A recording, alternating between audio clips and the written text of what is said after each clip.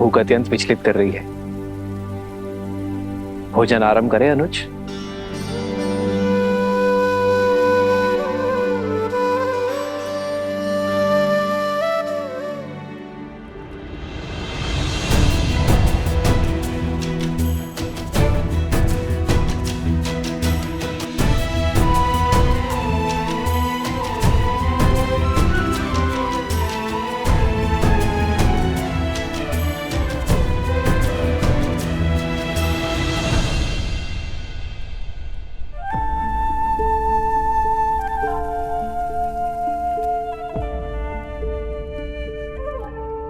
भरत, यदि मन से चिंता ना उतरे तो गले से भोजन का ग्रास भी नीचे नहीं उतरता।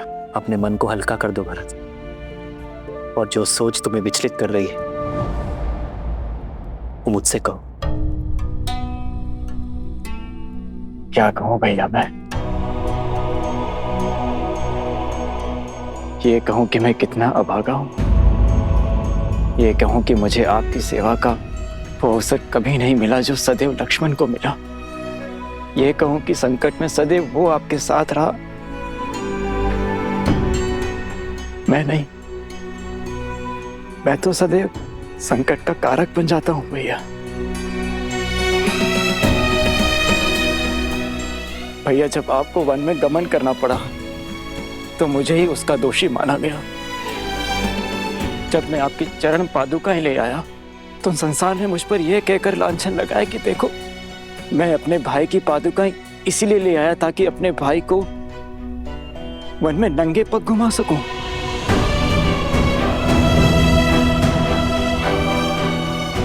और मेरे कारण मेरी सीता भाभी माँ को न जाने कितने माह तक उस दुष्ट रावण की बंदिनी बनकर रहना पड़ा। और अब जब अयोध्या पर संकट आन पड़ा है, भैया आप मुझे इस योग्य भी नहीं समझते कि मैं उन दो ऋषि कुमारों के विरुद्ध खड़ा हो सकूं जिन्हें मृत्यु के घाट उतारने के लिए मेरा रोम रोम तड़प रहा है। अपने दोनों भाइयों के अचेत शरीर मेरे नेत्रों के सामने छाए रहते हैं भैया। ये पीड़ा मैं अब और नहीं सह सकता। मैंने लक्ष्मण को रोका, उसे समझाया कि उन दोनों बालकों से सौम्य रहे, किंतु उसने मेरी एक न सुनी। किंतु देखिए, लक्ष्मण कैसे मूर्छित हुआ पड़ा है भैया। मैं तो उनसे लड़ने भी नहीं जा सकता क्योंकि मेरे भैया ही मुझे योग्य नहीं समझते। हुआ ना मैं अभागा।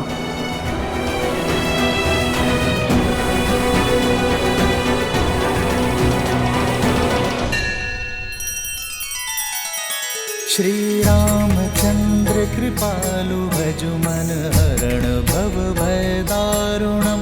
नव कंज लोचन कंज मुख कर कंज पद कंजारुणम। सिया राम, सिया राम, सिया राम, सिया राम, सिया राम, सिया राम। आपने हमें असुरी शक्ति से बचाया, इतना घोर अपराध करने से रोका। हम आपका आभार व्यक्त करना चाहते हैं।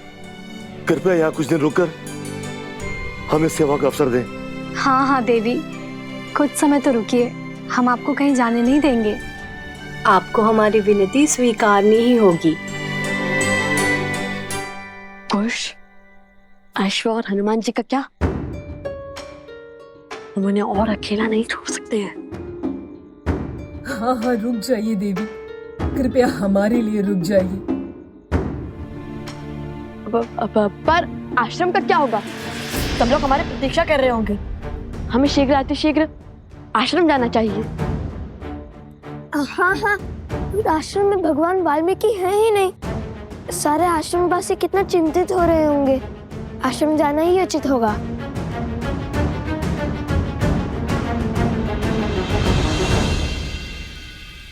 कैसे सोच लिया तुमने भरत? ये कैसे सोच लिया कि मैं अपने भरत को लक्ष्मण या शत्रुघ्न से कम योग्य मानता हूं? तुम तो सौम्यता के सूचक हो भरत, पराक्रम के पर्याय हो। मुझे सबसे अधिक प्रिय हो तुम भरत। मैंने तुम्हें जाने से इसलिए रोका क्योंकि लक्ष्मण सदा मेरे साथ रहा है भरत। मैंने उसे सदा ही घायल होते हुए, मृत्यु के मुख में जाते हुए देखा है। अत्यंत दुख हुआ मुझे, किंतु मैंने हर बार अपने आप को संभाला है भरत। इस बार पुनः लक्ष्मण घायल है और शत्रुघ्न भी। मैं इस विपदा को सह नहीं पा रहा हूं भरत। और इस बीच यदि तुम्हें कुछ हो गया मेरे भाई, तो भैया, पुण्य के प्रतीक श्री राम से पाप कैसे हो सकता है? किंतु आप स्वयं को मेरे स्थान पर रख के देखिए। स्वयं या महल में सुरक्षित रह के आपको युद्ध भूमि में जाते हुए देख, क्या मैं स्वयं से कभी दृष्टि मिला पाऊंगा? लक्ष्मण और शत्रुघ्न के नेत्रों में नेत्र डाल पाऊंगा? वेद के उपचार से वे दोनों शीघ्र ही सकुशल हो जाएंगे। किंतु क्या आप ऐसा चाहते हैं कि आपके भाई की आंखें उन दोनों के सामने सदैव झुकी रहे? जिन अयोध्या वासियों ने गंगा सी पावन मेरी सीता भाभी मां पर बिना किसी दोष इतने लांछन लगाए, क्या वे लोग मुझे क्षमा कर पाएंगे?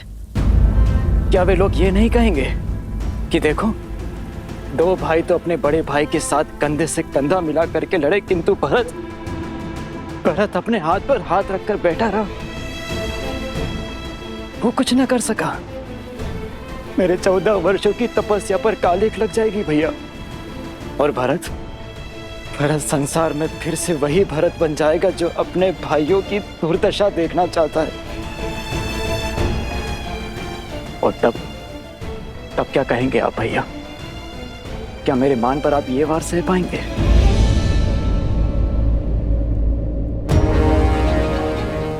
उन दोनों ऋषि कुमारों से मुझे लड़ने की अनुमति दीजिए भैया, बिना किसी शर्त के और बिना किसी बंधन के। अपने भाइयों पर प्रहार करने का उन्हें दंड देने दीजिए मुझे।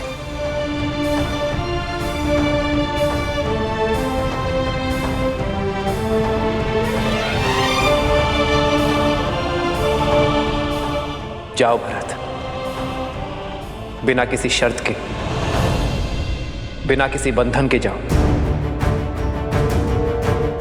और जो उचित लगे वही निर्णय लो। चाहे अब उन दो बालकों को जो दंड देना पड़े दो, और अयोध्या का अश्वमेध यज्ञ पूर्ण करवाओ।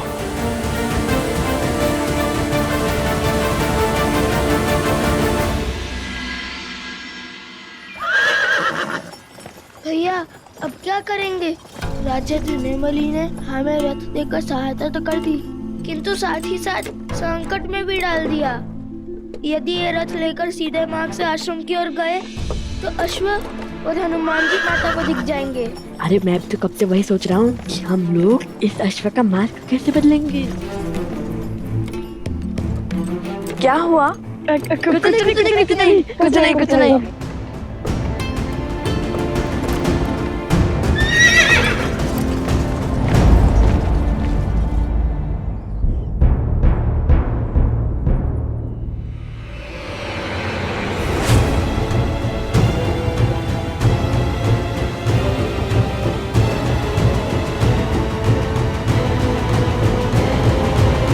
रामचंद्र की, श्री रामचंद्र की, राजनुज भरत की, राजनुज भरत की।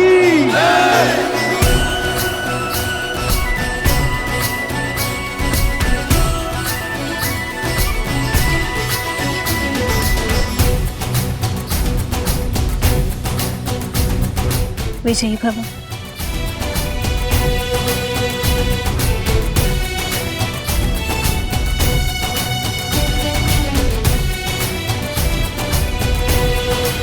कई बार सत्य हमारे नेत्रों के समक्ष होता है भरत, किंतु भावों में बहकर हम उसे देख नहीं पाते। ये भूल हम सबके साथ होती है भरत। अपने भावों पर नियंत्रण रखना भरत। शीघ्र ही लौटो। जो आज्ञा भैया।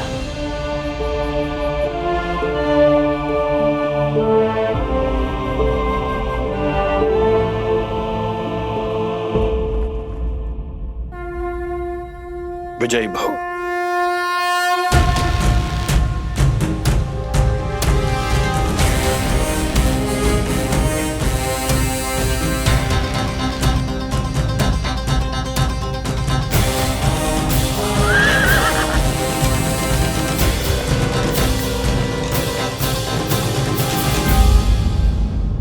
कौन है वहाँ?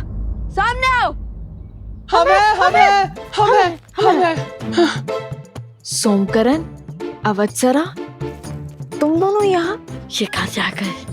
अवश्य ही कोई नई समस्या लाई होंगी। नहीं नहीं, ईश्वर ने इन्हें हमारी सहायता के लिए भेजा होगा।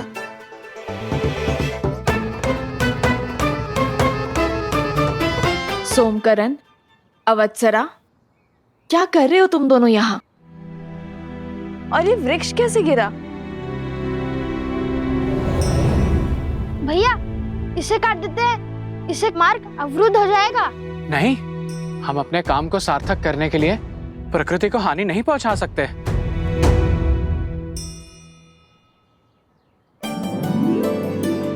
वो देखो, वो वृक्ष पूरी तरह सूख चुका है, कभी भी गिर सकता है। आओ। सोमकरण, उत्तर दो। वो वनदेवी, वो एक वृषभ उत्पाती हो बैठा था। देखिए कैसा उत्पात मचाया उसने। हम तो यहाँ यात्रियों को सावधान करने खड़े हैं कि वो कोई अन्य मार्ग अपना ले, है ना भ्राता? हाँ वन देवी, आप कोई दूसरा मार्ग ले लीजिए। ओहो, एक संकट से निपटे तो दूसरा संकट आ पड़ा। चलो कोई बात नहीं, हमें अपना कर्तव्य निभाना ही होगा। माता, आप लव भैया के साथ दूसरे मार्ग से आश्रम जाइए। मैं इन दोनों के साथ इस वृक्ष और इस वृषभ को संभालते हैं। न जाने अब किसे घायल करना चला होगा। किंतु तुम? माता उचित तो कह रहा है वो। चलिए हम इस ओर से चलते हैं। अरे ये मार्ग बहुत लंबा है, हम तनिक देर यहीं रुक जाते हैं। जब ये वृक्ष हटेगा तब हम इसी ओर से आगे बढ़ेंगे। देखिए माता, कितनी लंबी यात्रा करके हम यहाँ आए हैं, और त्रिपुरा सुंदरी मंदिर में जो कुछ भी हमारे साथ हुआ, उसके बाद आप बहुत थक गई होंगी। अब हम आपको पुनः संकट में नहीं डाल सकते। यदि उस वृषभ ने आक्रमण कर दिया तो?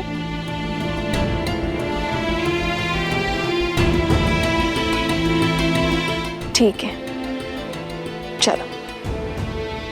और तुम सावधान रहना और शीघ्र ही लौट कर आना। मुझे तुम सबकी प्रतीक्षा रहेगी। निश्चिंत होकर जाइए माता, हमारे पास सोमकर्ण है ना। यदि बैल आया, बैल के आगे इसे खड़ा कर देंगे। संसार में इससे बड़ा बैल और कोई नहीं है।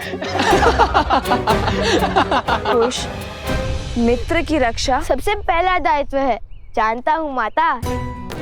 चलो साथी।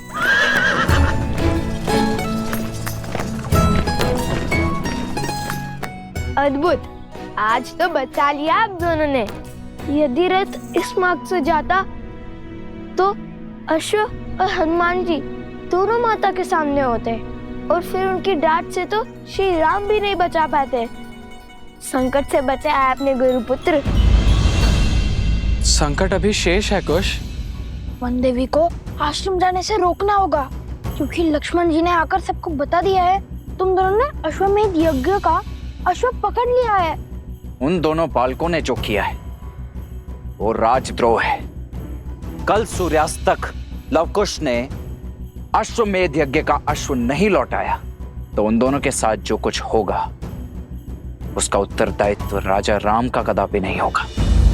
हाँ, और सभी को ये भी पता है कि तुमने लक्ष्मण जी और उनके भाई को मूर्छित कर दिया है। इसी कारण गुरु माँ ने भारद्वाज ऋषि को भी बुला लिया। एक संकट से बचाकर दूसरे संकट में ढकेल दिया तुम दोनों ने। चलो शीघ्र चलो, हमें माता से पहले आश्रम पहुंचना होगा। क्या हुआ?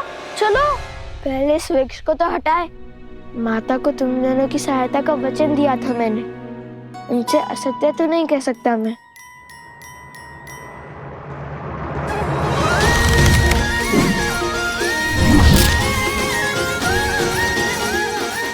अपने अपनी शक्ति दिखाने का कोई अवसर चूकते नहीं ना तुम। अभी मेरे गुणगान गाने का समय नहीं है, शीघ्र चलो। लव भैया को आश्रम की स्थिति का ज्ञान नहीं है, वो तो संकट टलने के उत्साह में होंगे। चलो। ये मार्ग तनिक लंबा है सारथी, तनिक तीव्र चलाइए। और तीव्र। बहुत घोर अपराध हुआ है लवकुश से। जाने ही पाप कैसा दंड लेकर आएगा गुरुदेव।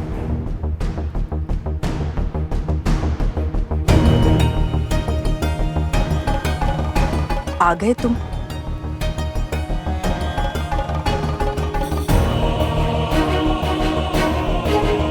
कुश, तुमने और लव ने इतना बड़ा अपराध क्यों किया? अश्वमेघ यज्ञ के अश्व को पकड़ा और अयोध्या के राजकुमारों को मूर्छित कर दिया, और ये सब बात तुमने हम सब से छुपाई क्यों? हम राजा राम के राज्य में रहते हुए उनसे शत्रुता कैसे ले सकते हैं? ये राजद्रोह है। हमने भगवान वाल्मीकि जी को संदेश भेज दिया है। जैसे ही तुम्हारी माता श्री आएंगी, हम उनसे बात कर अश्व छुड़वा देंगे। हाँ, और तीव्र चलाइए सारथी। हम भगवान वाल्मीकि जी के शिष्य हैं और उन भगवान वाल्मीकि जी ने हमें सदा सत्य के मार्ग पर चलना सिखाया है, अपने कर्म को निडर होकर करना सिखाया है। अब आप भी बताइए, जिन राजा राम को हम पूछते हैं, उन्हीं राजा राम ने अपनी पत्नी के त्याग का महापाप कर दिया। जिनके लिए राजा राम ने राम सेतु बनाया, लंकापति का अंत किया, जिनके साथ की लालसा में माता सीता ने स्वयं अग्नि परीक्षा दी, उन्हीं माता सीता को स्वयं से दूर कर दिया। क्यों? ये प्रश्न हमें विचलित कर रहे थे।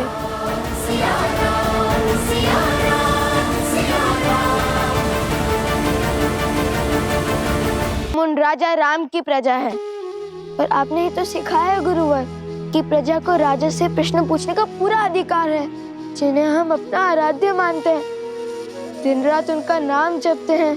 क्या उनसे मन में उमड़ रहे प्रश्नों के उत्तर पाने का अधिकार नहीं है हमें? पर प्रश्न पूछने का ये कौन सा मार्ग है कुश? हाँ, ये मार्ग तो सर्वथा अनुचित है गुरुदेव। हमारा मार्ग अनुचित हो सकता है, उद्देश्य नहीं।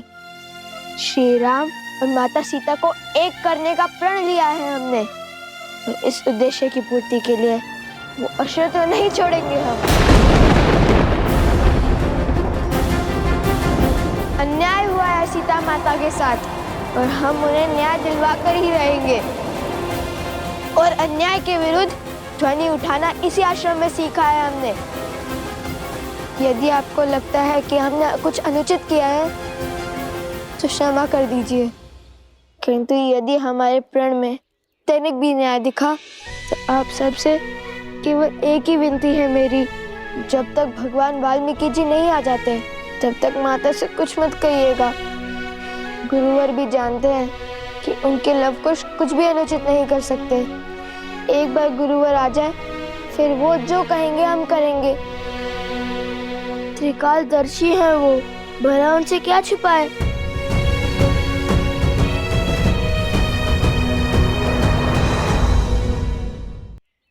नहीं ऋषिवर, ये बालक अभी नादान है।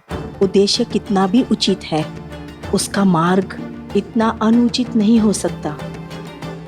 आपका निर्णय उचित है गुरुवर। इनकी माता को सब बताकर ये अश्व तुरंत लौटा देना चाहिए, यही सर्वथा उचित होगा। हमें श्री राम से प्रश्न पूछने का अधिकार है, इसमें भला क्या अनुचित। मान जाइए ना ऋषिवर, भगवान वाल्मीकि जी की आने की प्रतीक्षा कर लेते हैं। माता को कुछ मत कहिएगा ऋषिवर। कुश,